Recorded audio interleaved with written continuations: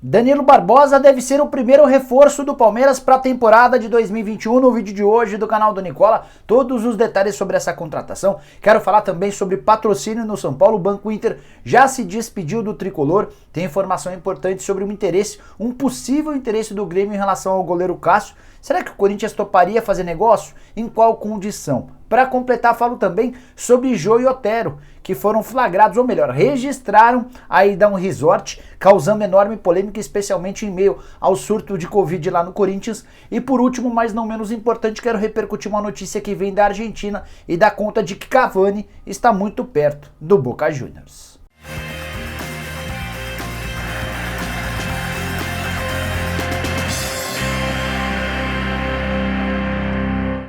Fala aí pessoal, sou o Jorge Nicola, bem-vindos a mais um vídeo do canal, bem legal ter vocês por aqui. Antes de passar todas as informações, pedir para deixarem like no vídeo, se inscreverem no canal apertando esse botãozinho vermelho de inscreva-se. Estamos quase chegando em 1 milhão de inscritos, plaquinha dourada está chegando.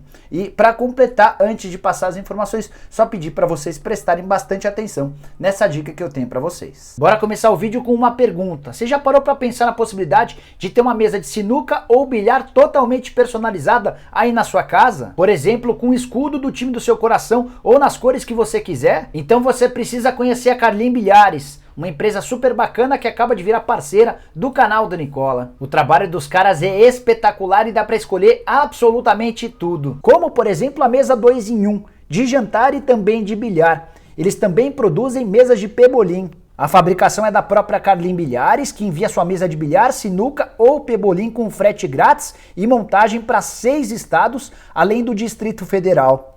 Quer mais? Dá para parcelar em 12 vezes e você só começa a pagar quando receber sua encomenda. Entre agora mesmo no site da Carlim Bilhares, vou deixar o link na descrição desse vídeo e você vai curtir bastante a infinidade de produtos e modelos à disposição. Vire agora mesmo cliente. Tenho certeza que você vai curtir e se divertir bastante com a Carlim Bilhares.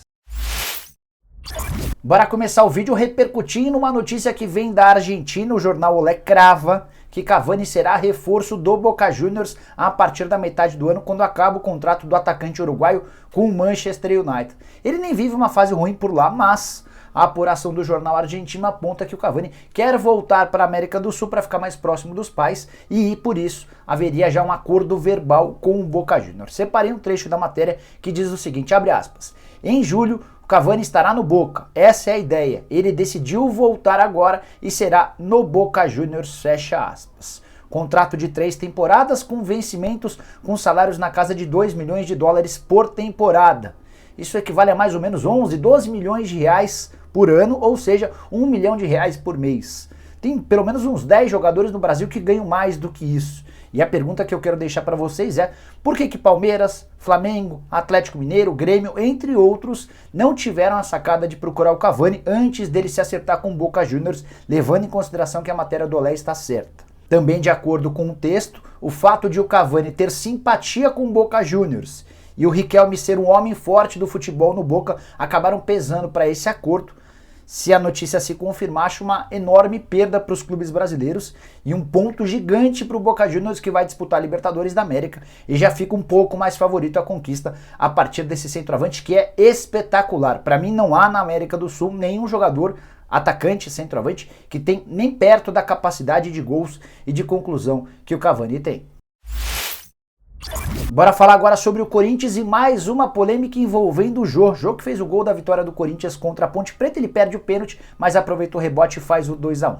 A esposa do Jô já havia, pelas redes sociais, demonstrado enorme irritação com as cobranças de torcedores nos últimos dias. E nessa segunda-feira o Jô, através dos stories no Instagram, registrou a presença dele, da esposa e do Otero em um resort na cidade de Mogi das Cruzes, bem próxima à cidade de São Paulo. Os jogadores do Corinthians ganharam folga e o Jô e o Otero resolveram passar esse dia de folga num resort. O grande problema é que a gente vive fase vermelha, de lockdown, com o ápice da pandemia da Covid-19 em território brasileiro e mais especificamente no Corinthians.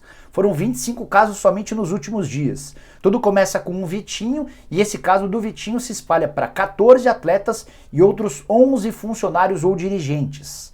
No momento são 25 testes positivos no Corinthians. Há relatos inclusive de que alguns já foram parar no hospital, embora sem gravidade.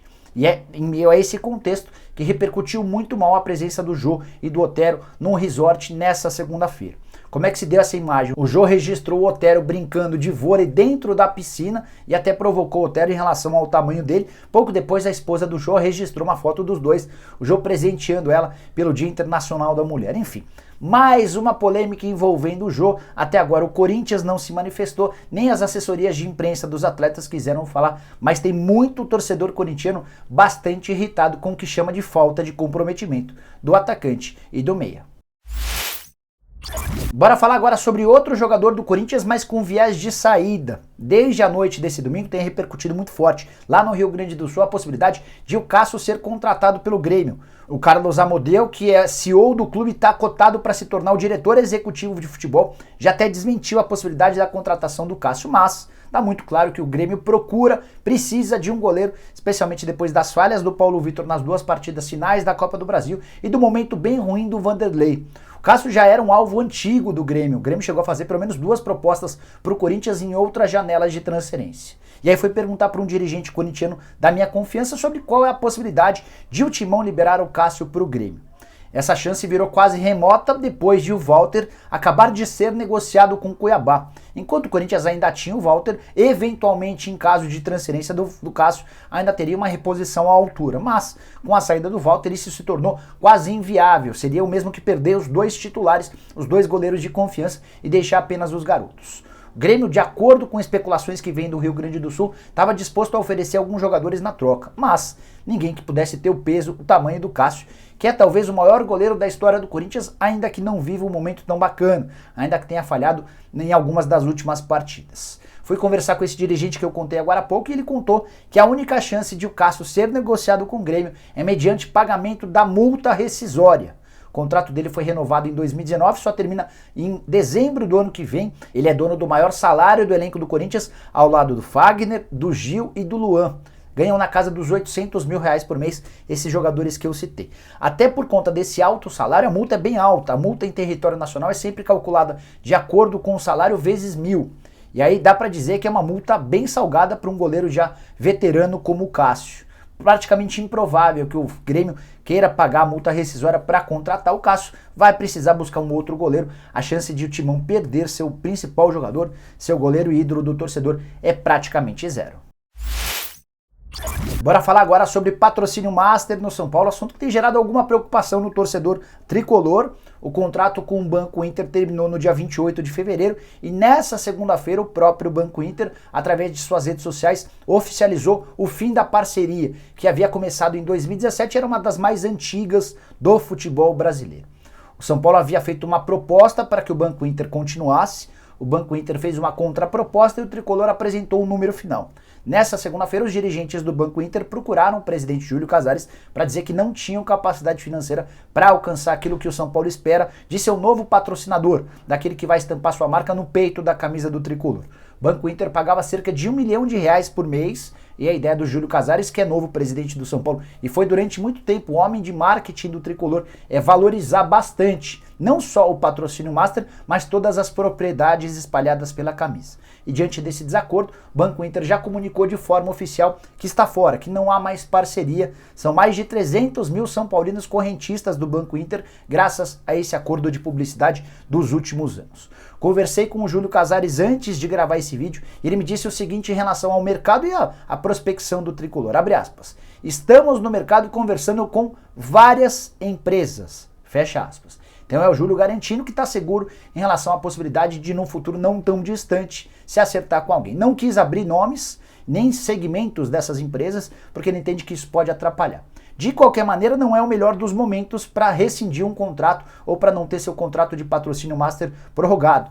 Isso porque, em geral, as empresas costumam fazer esse tipo de projeção e de orçamento para prever um custo alto, como de patrocínio master, entre os meses de setembro e dezembro. No mês de março, isso já fica um pouco fora da realidade. Mas não dá para esquecer também que o Júlio vem de uma posição de status à frente da Record. Ele trabalhava como diretor de rede, diretamente ligado à parte comercial e tem certamente bons contatos com algumas das principais empresas do país. Além do Banco Inter, também deixaram o São Paulo nos últimos dias. o MRV, o SPFC Chip, o Urbano e a Betsul, 5 empresas, estou incluindo também o Banco Inter, que não tiveram seus contratos prorrogados, tudo porque o Júlio Casares entende que os valores praticados em relação a esses patrocínios estavam muito abaixo daquilo que o São Paulo merece. Júlio também chegou a me dizer que vai preferir que o São Paulo jogue com a camisa limpa, sem patrocinadores, do que tenha patrocínios pequenos, que não remunerem de acordo com o potencial do tricolor. Bora fechar o vídeo com a grande notícia da segunda-feira, informação revelada pelo meu amigo André Hernan.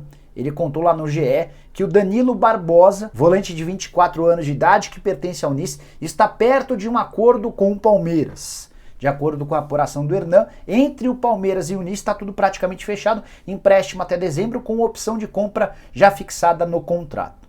Falta apenas um acerto entre o Palmeiras e os empresários do Danilo Barbosa em relação às comissões, tanto em relação ao empréstimo no primeiro momento e a compra no segundo momento. Se você não conhece o Danilo Barbosa, quero te contar que essa é uma das maiores promessas do futebol brasileiro há bastante tempo. Passou por todas as categorias de base da seleção, até imaginei que ele fosse estourar com mais antecedência no futebol europeu. Já passou, por exemplo, pelo Standard Liège da Bélgica, pelo Valência, pelo Braga de Portugal, até chegar ao Nice. E foi justamente enquanto esteve no Braga que ele conheceu o Abel Ferreira, novo técnico do Palmeiras, e foi o Abel o responsável pela indicação do jogador que chega para ser titular absoluto do Palmeiras. E eu considero, caso essa negociação seja concretizada, como uma grande aquisição do Palmeiras para a temporada de 2021. Seria o primeiro reforço alviverde, já começando com o pé direito. Danilo Barbosa tem características muito semelhantes à do Gerson. Volante meia, esses meias modernos do futebol nacional, o Gerson, jogador do Flamengo. Cara que bate muito bem na bola, tem a capacidade de fazer a inversão de jogo, aparece como homem surpresa na área, consegue construir as jogadas do campo de defesa, enfim, jogador completo. Como eu disse, até imaginava que ele já teria estourado no futebol europeu e seria tratado como uma das grandes realidades. Ainda não aconteceu, mas se voltar ao futebol brasileiro, certamente vai ter potencial para ser um dos caras diferentes. O único ponto curioso é que o Danilo chegaria para um clube que tem exatamente nessa posição jovens muito talentosos. Casos de Patrick de Paula, de Danilo, de Gabriel Menino. Na teoria, o Gabriel Barbosa ocupa o mesmo espaço do campo que esses atletas. Então, nesse momento, talvez o que o Palmeiras precisasse fosse de um primeiro volante. E definitivamente o Danilo Barbosa não é esse jogador. Cara moderno, que sai bastante pro jogo, tem bastante qualidade. Mas aí talvez seja o Abel pensando em ter um meio campo extremamente ofensivo, sem aquela presença de um primeiro homem marcador, especialmente no momento em que não tiver, por exemplo, o Felipe Melo à sua disposição. Bom, pessoal, eram todas essas as informações que eu queria dividir com vocês no vídeo de hoje do canal do Nicola. Espero que vocês tenham curtido o vídeo e deixem like por aqui. Quem ainda não se inscreveu no canal, aperta esse botãozinho vermelho de inscreva-se. Voltamos às 8 da noite com um programa do Nicola bem legal. Vou ter como convidados o João Paulo Sampaio, que é gerente das categorias de base do Palmeiras, vai poder falar sobre essas promessas que surgiram recentemente na base e são titulares do time principal. Vou conversar também com o Jorge Calil, ex-diretor de futebol do Corinthians, para tratar a respeito da possibilidade de paralisação dos campeonatos, como pede o Ministério Público. Vou ainda entrevistar o Jusilei e vou deixar bastante espaço para que você pergunte e eu responda a respeito das coisas de mercado. Combinado? A gente se vê a partir das 8. Até lá, tchau, tchau!